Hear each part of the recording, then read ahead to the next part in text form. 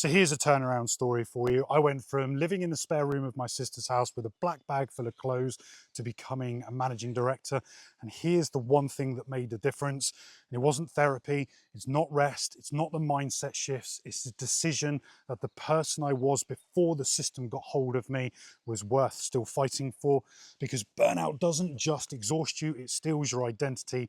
Quietly, over the years, it replaces who you actually are with who the system needs you to be.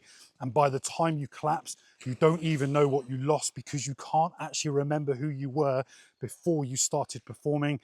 So getting back is actually the work, the real work, not the productivity hacks, not the morning routines, not the breathing exercises, although of course, they massively matter.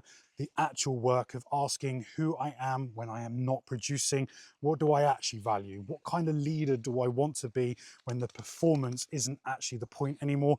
And that question completely terrified me because I didn't actually have an answer. And for someone who had built their whole identity, their whole career on being a person who had all the answers, and not knowing who I was without the title was the most disorientating thing I had ever experienced.